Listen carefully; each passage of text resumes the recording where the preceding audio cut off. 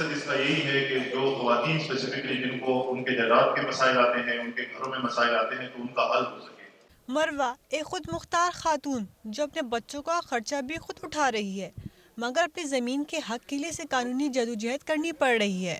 گزشتہ 5 سالوں سے مروہ کو اپنے شوہر کی جانب سے نان نفقہ فراہم نہیں کیا گیا، اس کے باوجود مروہ نے ہمت نہیں ہاری۔ محتسب میں میرا کیس ہے اور اس میں میرا حق مجھے میرے نام پہ ہے اور مجھے میرا حق نہیں دیا جا رہا۔ میرے دیور اور یہ لوگ سب قابض ہیں اس کے اوپر۔ مجھے گھر سے بہت تنگ کر کے نکالا گیا ہے۔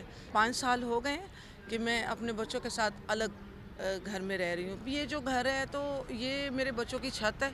ایک اچھا وہ ہے پلیٹ فارم ہے کہ انہوں نے کھلی کچہری میں ان سب عورتوں کی آواز سنی جو بہت مسئلے مسائل سے گزر رہی ہیں۔ پشاور کی کھلی کچہری، جہاں کئی خواتین اپنے جائیداد اور زمین کے مسائل کے حل کے لیے شکایت لے کر آئی۔ یہاں ہر خاتون کی کہانی مختلف ہے، مگر ایک مشترکہ مقصد ہے: اپنے حق کا حصول۔ یہ 2020 سے چل رہا ہے، جب تک ہمیں جب علم ہوا کہ ہماری پراپرٹی ہے، ہمیں بھی اس کے، کیونکہ ہم اس کے حقدار ہیں، ہم چاہتے ہیں کہ ہمارے پاس وہ چیزیں آ جائے، تو ہم نے ڈفرینٹ آرگنائزیشن کا رخ کیا، کیونکہ ہم پڑھے لکھے لوگ ہیں، تو اسی وجہ سے ہم نے ڈفرینٹ آرگنائزیشن کا رخ کیا کہ ہمیں مطلب انصاف ملے۔ ہمیں توقع تھی انصاف سسٹم سے، لیکن سسٹم میں یہ ہے کہ کاغذات پر فیصلے کیے جاتے ہیں، سارے جو ہے وہ کاغذات سرکولیٹ ہوتے ہیں، لیکن کسی کو انصاف نہیں ملتا۔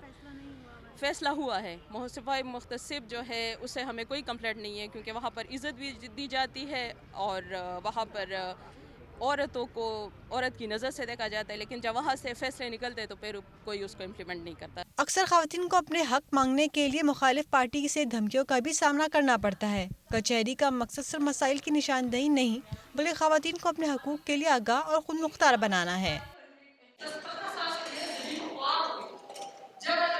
میڈم آپ کا کیس نمبر کیا ہے؟ 6